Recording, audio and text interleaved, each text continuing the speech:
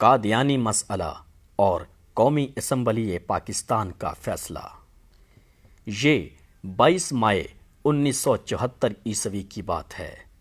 نشتر medical college Multan کے طلباء train کے ذریعے پشاور جا رہے تھے کہ جب وہ ربوہ کے مقام پر پہنچے تو کچھ قادیانی ان کے کمپارٹمنٹ میں آ کر قادیانیت کا لٹریچر تقسیم کرنے لگے۔ طلباء اس پر ناراض ہو کر ختم نبوت زندہ باد کے نعرے لگانے لگے۔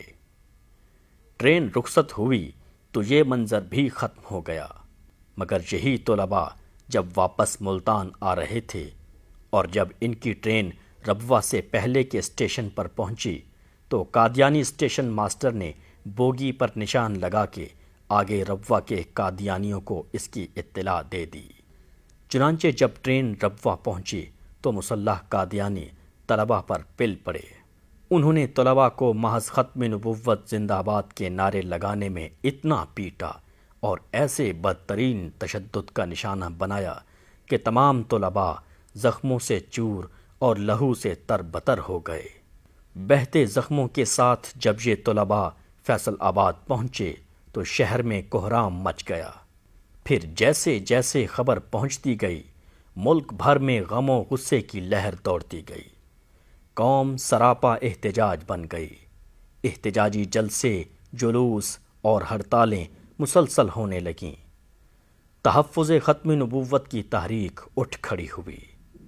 آغا شورش کاشمیری کے ایما پر مولانا یوسف بنوری اس تحریک کے کنوینر مقرر ہوئے۔ تمام مسالک کے معتبر علماء کو جس میں نمائندگی ملی۔ دن بدن تحریک اہل اسلام کی دھڑکن بنتی گئی۔ تحریک کا زور توڑنے کے لیے تمام حکومتی ہتھ کنڈے بروئے کار آئے۔ مظاہرین پر شدید لاٹھی چارج ہوا، آنسو گیس پھینکی گئی۔ کئی مقامات پر قادیانیوں کی طرف سے فائرنگ ہوئی، لوگ گھائل ہوتے رہے۔ جواباً تحریک کے رہنماؤں نے ملک بھر میں کانفرنسوں کا جال پھیلا دیا۔ اخبارات نے خصوصی ایڈیشنوں، فیچروں، رپورٹوں اور کالموں کے ذریعے حق صحافت خوب ادا کیا۔ 12 جون 1974 کو کراچی سے خیبر اور لاہور سے کوئٹہ تک ملک گیر بے مثال ہڑتال ہوئی۔ اس دوران تحریک ختم نبوت کی مجلس عمل کے اراکین وزیر اعظم ذوالفقار علی بھٹو سے ملاقاتیں کر کے صورتحال واضح کرتے رہے۔ 30 جون 1974 عیسوی کو اس حوالے سے قومی اسمبلی میں ایک قرارداد پیش ہوئی۔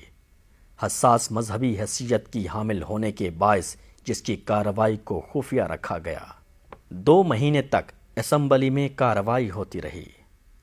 مسئلے کے حل اور تفہیم کے لیے قومی اسمبلی کے کل 28 اجلاس اور 96 نشستیں ہوئیں۔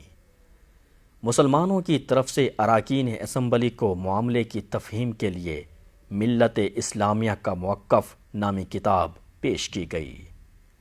قادیانیوں اور ان کے لاہوری گروپ نے بھی اپنے موقف کی حمایت میں لٹریچر تقسیم کیا۔ قادیانی سربراہ مرزا ناصر کو بھی اسمبلی میں موقف پیش کرنے کے لیے 11 دن کا طویل اور تفصیلی موقع دیا گیا۔ لاہوری شاخ کے سربراہ صدر الدین سے بھی 7 گھنٹے تک سوال و جواب کے ذریعے موقف لیا گیا، اور بالآخر 28 اگست کو جب لاہوری گروپ سے سوال و جواب کے مرحلے ختم ہوئے تو 5 اور 6 ستمبر 1974 کو اٹارنی جنرل یحییٰ بختیار نے اب تک کی جد و جہد کے نتیجے میں سامنے آنے والی تفصیلات کا خلاصہ اراکین کے سامنے رکھا۔ چنانچہ ان تمام دلائل و براہین، حالات و واقعات اور زمینی حقائق کے منطقی نتیجے میں قوم کے نمائندوں نے متفقہ طور پر قادیانیوں کو ان کے عقائد کے باعث مسلمانوں سے الگ فرقہ قرار دے دیا۔ اس پر اراکین اسمبلی کے چہرے خوشی سے دمک اٹھے۔ کل اہل اسلام کو اس سے راحت ملی۔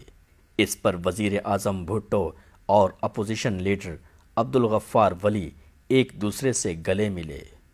قل جاء الحق وزهق الباطل ان الباطل كان زهوقا۔